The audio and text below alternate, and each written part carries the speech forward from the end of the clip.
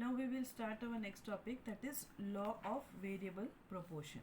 Okay, so law of variable proportion, it is we can also call it as LVP.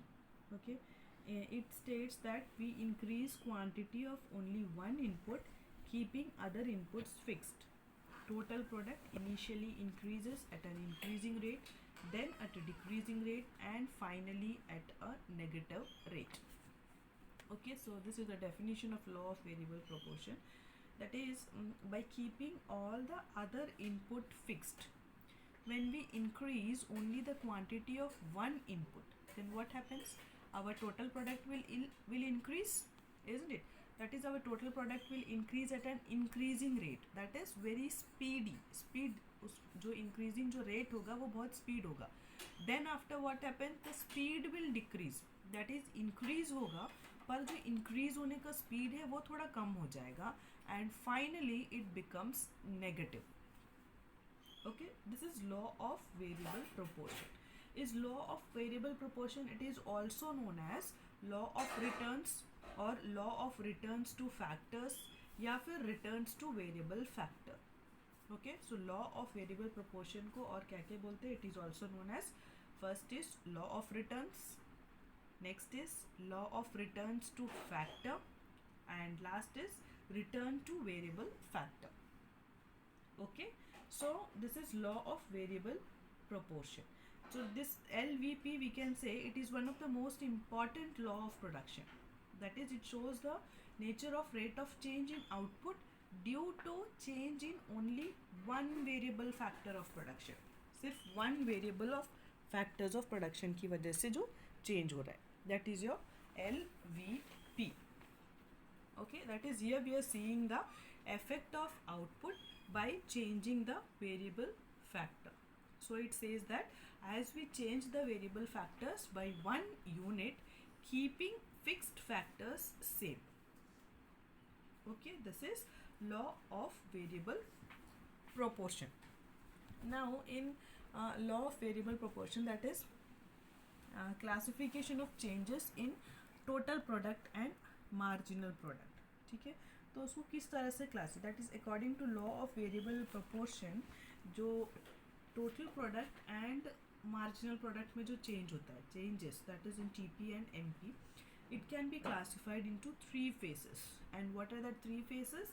That is, phase 1 में क्या है? TP rises at increasing rate.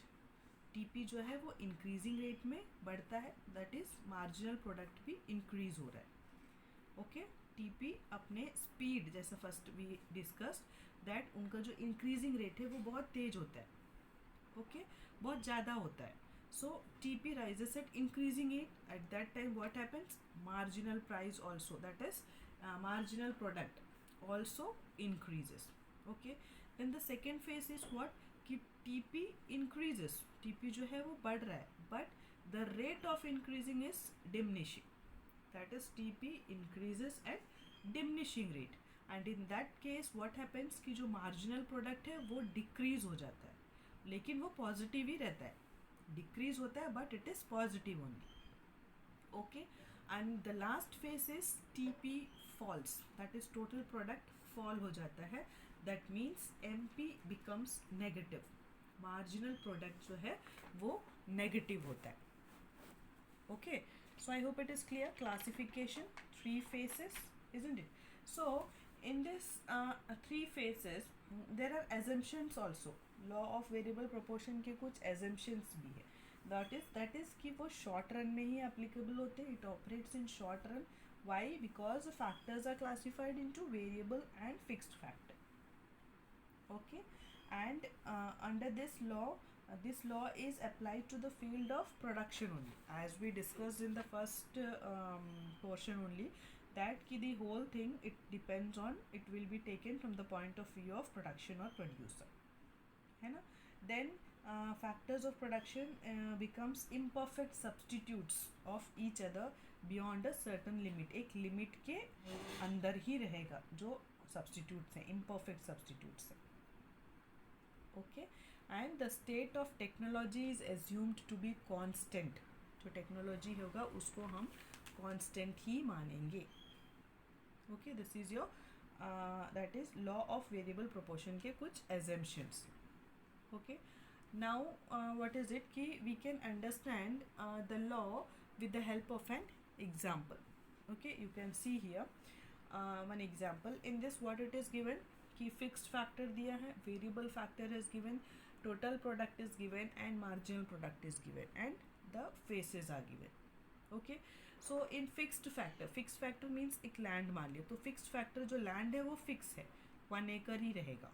ठीक है, and labor जो है, labor you can see what it is given कि one labor increase हो रहा है, isn't it? A farmer has 1 acre of land, that is fixed factor, और उसमें क्या हो रहा है, he wants to increase the production, उसको production increase करना है, so the labor जो है variable factor जो है वो increase हो रहा है, that is he is employing more and more unit of labor. Okay, in that case initially output increase होगा, output will also increase at an, कैसे कैसे increase होगा, जैसे हमने देखा increasing rate, decreasing rate and finally at negative rate. Okay, increasing rate में होगा, जैसे जैसे वो लेबर इंक्रीज होगा at that time what happen कि total production also increase, isn't it? So it increase first at an increasing rate, then it will increase at a diminishing rate and finally it will go to negative. Okay, so here you can see in phase 1 and the graph also you can see. ठीक है, graph में देख लो, दोनों graph बना हुआ है. Okay, total product and marginal product. Okay, so in total product you can सी कि जब उसके वेरिएबल फैक्टर्स आर गिवन 1 2 3 4 5, एक एक यूनिट बढ़ रहा है उसमें, in that case what is happening, total product भी बढ़ रहे. So you can see the point, जब वो 1 में था, लेबर एक ही था, then the total product was 10, isn't it? When one more labor we added, तो क्या हुआ, total product what is it, 30, तो वो बहुत ज़्यादा इंक्रीज हुआ, isn't it? It is increased at an increasing rate, बहुत ज़्यादा इंक्रीज हो गया. 10 था, 10 से सीधा वो 30 चल गया, more than double, isn't it? जब एक और लेबर ऐड किया. लेकिन ये ध्यान रखना कि जो लैंड है वो फिक्स है, वो 1 एकड़ लैंड में ही उसने 1 लेबर यूज़ किया. ओके, सो 1 लेबर जब उसने यूज़ किया, he got TP 10 units total product. Then again उसी 1 acre ऑफ लैंड में उसने one more labor he added. When one more labor he added, at that time what happened, हमारा TP increased more than double, that is it reached to 30 units. Okay, so that means increasing at an increasing rate. After that what happens, in the same factor, that is same land, that is 1 acre of land, one more labor when added, that is now the labor, 3 labors are there in that 1 acre. Okay, so when 3 labors are there in that 1 acre, now what happens, total product 45 हुआ. Okay, 45 it comes. Now you can see the difference. Okay, first में क्या था, more than double it was there, that is 10 to 30 it came. Now it is coming 30 to 45, that means 15, only 15 units का फर्क है, isn't? That means it is increased, वो बढ़ा, but at a diminishing rate. Understood? Again it diminishes. Then so total product goes, isn't it? कहाँ तक पहुँच गया वो, 45 तक. Now after that when one more labor added, it again becomes how much, 52. Now also it is increasing, बढ़ रहा है, isn't it? Increasing, बढ़ रहा है, but not that much. जो increasing rate में बढ़ रहा था starting में, not in phase 1. Now it comes to phase 2 कि वो diminishing rate में बढ़ रहा है. पहले 15 बढ़ा, then now it comes 7. You can see the marginal product, isn't it? Again when 5 acres, 5 variable factors, that is 5 labors को use किया, तो again 52. That means here what happens कि TP जो है वो अपने maximum में पहुँच गया है, 52, isn't it? Maximum है उसका, that is TP increases at an increasing rate and MP also increases. You can see MP भी increase हुआ. Okay, but what happens कि MP जो है, TP जो है वो अपने maximum में पहुँच गया जब लेबर कितने हुए, 5 on हुए. But you can see again the land is fixed only, land is not changing to 1 acre, land is not changing to 2 acres. It is 1 only. Land जो है फिक्स्ड है, तो लैंड की भी एक कैपेसिटी होगी कि उसमें कितने लेबर्स काम कर सकते हैं. इफ़ सपोज एक लैंड में ओनली 5 लेबर्स आर मतलब उस लैंड की कैपेसिटी है कि सिर्फ 5 लेबर ही उस पर काम कर सकते हैं, लेकिन if you again and again you added it, अब उसमें 10 कर दिया, 20 कर दिया, is it possible? No, it will obviously it will moves to negative. Okay, so TP जो है वो अपने मैक्सिमम में आ गया। Now after when TP becomes to its maximum, after that what happens, अगर आप फिर से variable factors that is labour को बढ़ाओगे तो टीपी विल डिक्लाइन, टीपी जो है वो डिक्लाइन होने लगेगा, कम होने लगेगा। Understood? So this is the TP graph, TP का ग्राफ आप देख सकते हो। Just below that you can C marginal product का ग्राफ भी। Okay, so in marginal product what happened कि जब लेबर 1 था मार्जिनल प्रोडक्ट वाज 10, अगेन जब लेबर 2 था marginal product was 20, yes, then 15 it comes, then 7 it comes, then 0 it comes, then it moves to negative. तो negative में देखो graph जो है वो नीचे चले गया। Understood? That means marginal product जो है वो नेगेटिव में चले जाएगा। टीपी जब फॉल होगा, दैट मीन्स टीपी जब डाउन होने लगेगा धीरे धीरे, यू कैन सी टीपी 10, 30, 45, 52, फिर 48 कम होने लगा। अब 48 के बाद अगर आप और एक लेबर ऐड करते हो तो टीपी जो है वो और कम हो जाएगा। तो जैसे जैसे टीपी स्टार्ट्स फॉलिंग वैसे वैसे नेगेटिव में चला गया marginal product. Okay, so you can see the division कि फेस 1 कहाँ पे हुआ, जब तक आपने लेबर 2 किया at that time it was phase 1, that is increasing return, increasing rate पे हो रहा था। After that in phase 2 you can see it is coming to diminishing return, diminishing rate पे हो रहा है। Now in last phase 3 you can see the negative return. Okay, so this is the law of variable proportion. Okay, that means TP and MP का graph it is clear to you, I hope everyone. Yes, now next is we can see the reasons, that is what are the reasons for law of variable proportion. Okay, so the reasons for law of variable proportion, इसमें भी जैसे 3 phases just now we had learn कि TP rises at increasing rate and MP increases, है ना। Face 1 में कि total product rise हो रहा है इंक्रीजिंग रेट में, तो हमारा मार्जिनल प्रोडक्ट भी इंक्रीज ही हो रहा है, isn't it. Then in next phase में what we see that total product rises but it rises at a diminishing rate, and in that case what happens, marginal product जो है वो decrease होगा पर वो पॉजिटिव ही रहेगा। यस, ग्राफ में जैसे आपने पहले ग्राफ में देखा कि marginal product decreases but it is positive only. Okay, and in phase 3 you are seeing the total product falls, total product जैसा कम होने लगता है at that time marginal product becomes negative. So in phase 1, that is when TP rises at increasing rate and MP increases, at that time what happens, that is the reason. What is the reason for this? So the reason is better utilization of the fixed factor, increased efficiency of variable factor and indivisibility of fixed factor. Okay, so better utilization of fixed factor, that is in the first phase what happened कि first phase में क्या हुआ, जो fixed factor है जैसे land, okay, land is large, whereas जो variable factors है, variable factors are few. So what happened, the fixed factor is not fully utilized but variable factors are increased, variable factor उसमें बढ़ते जा रहे हैं, है ना। then fixed factor is better utilized and output increases, isn't, मतलब जो fixed factor था जो land है वो उतना ही है, लेकिन टोटल प्रोडक्ट जो था, जो सॉरी जो वेरिएबल फैक्टर था, मतलब जो हमारे लेबर थे वो बढ़ते जा रहे थे, isn't it? तो व्हाट हैपन कि जब लेबर हमारा बढ़ रहा है, रॉ मटेरियल्स हमारे बढ़ रहे हैं, वेरिएबल फैक्टर्स इंक्रीज हो रहे थे, eight that time what happen कि जो हमारा फिक्स्ड फैक्टर है उसका यूटिलाइजेशन बेटर तरीके से होगा और जिस वजह से आउटपुट जो है वो इंक्रीज होगा। Okay, so that is said that better utilisation of fixed factor. Then comes what, increased efficiency of variable factors. तो as we are increasing the labours, okay, their efficiency we can see it, उनकी efficiency भी बढ़ेगी। Yes, that is combined with the fixed factor, they are utilized in a more efficient manner, isn't it? So this is also one of the reason that it is an increased efficiency of variable factor. Then comes indivisibility of fixed factor, that is the fixed factor which are combined with variable factors that are indivisible, है ना। सच उसको factors को हम smaller units में नहीं काट रहे। that is if an investment is made in indivisible fixed factor, then addition of more and more unit of variable factor improves the utilization of fixed factor, क्योंकि वो फैक्टर जो हमारा फिक्स्ड फैक्टर है वो फिक्स है, वो change हम नहीं कर रहे हैं।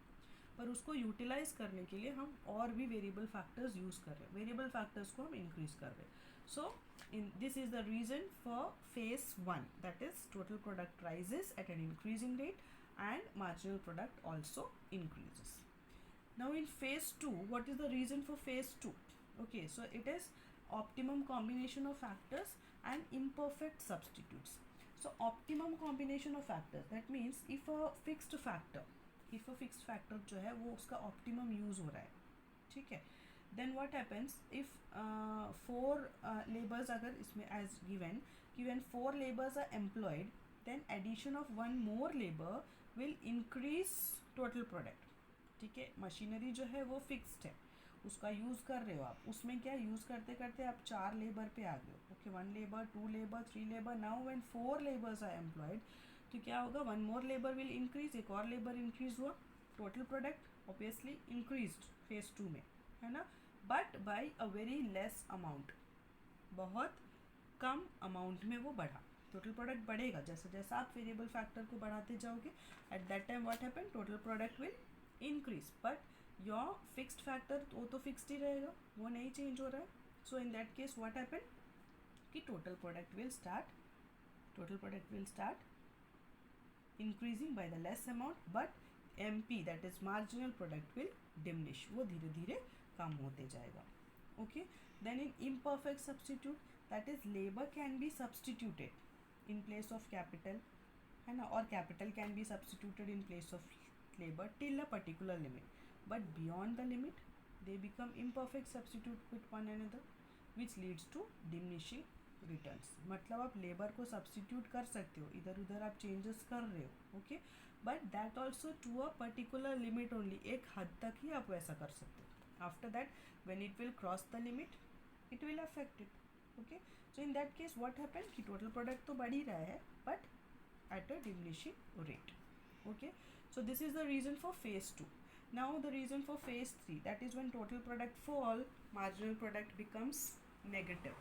So total product fall and marginal product will become negative. How? So it is given that limitation of fixed factor. Okay, first is limitation of fixed factor, then poor coordination between variable and fixed factor, and decrease in efficiency of variable factor. So limitation of fixed factor, that is given ki negative return of a factor, because some factors of production are of fixed nature which cannot be increased with the increase in variable factor. Fixed factor is there, that is fixed only variable factors we are increasing. Okay, so in that case what happen, when it crosses ki variable factor with increase in variable factor in short run, what happens, TP falls and MP becomes negative. Then poor coordination between variables and fixed factors, that is when variable factor becomes too excessive, बहुत ज़्यादा, okay, in relation to fixed factor, तो वो एक दूसरे को obstruct करेगा ना. Land तो लिमिटेड है आपका, इजंट इट, आप उसमें बस वेरिएबल फैक्टर को भरे जा रहे हो, लेबर को भरे जा रहे हो, उसमें जगह तो बचा ही नहीं, उसकी कैपेसिटी फुल हो गई, isn't it. So in that case obviously total output falls instead of rising, total output तो गिरेगा ही ना, and marginal product becomes negative. Then decreases in efficiency of variable factors. Okay, so with the continuous increase in the variable factors, that is हम labour को बढ़ाते जा रहे हैं, व्हाट हैपेंस कि वन लेबर विल थिंक चलो वो काम करेगा, वो नहीं वो सोचेगा नहीं थर्ड काम करेगा, थर्ड नहीं, तो मतलब क्या हो रहा है, their efficiency is decreasing, isn't it? So it result in efficiency of variable factors, inefficiencies of variable factors, so which is also a reason for negative returns. Okay, so in this case TP falls and MP becomes negative. So these are the reasons for phase 3 for law of variable proportion. Okay, so I hope it is clear everybody. Yes, now we can see the relationship between the total product and marginal product. Okay, so in the figure one table is given and the graph is also shown, which will be more easier to understand. Okay, that is in this it is given ki the relationship between TP and MP, it is given here. Okay, so fixed factor mein factor is fixed, again you can see the same table only we had taken, variable factor, then total product and marginal product.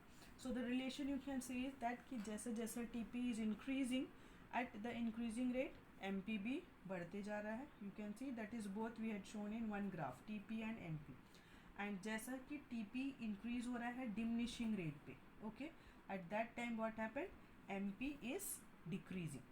ठीक है, T P increase तो हो रहा है लेकिन वो diminishing unit में है ना. And you can see when 3 units of labours are employed, जब 3 units of labours are employed, what happened, it continues till 5 units.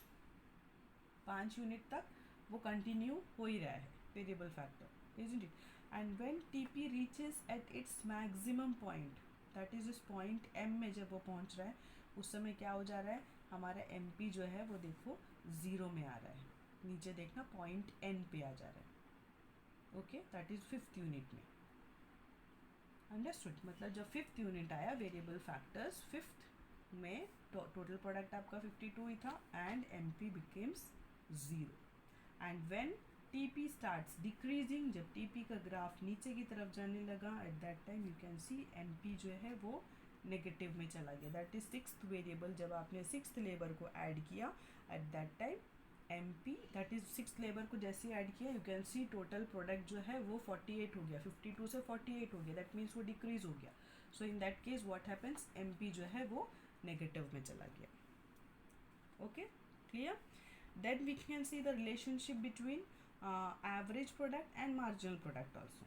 So average product and marginal product also you can see the fixed factor वही है variable factor, then average product is given, okay, and after that total product is given.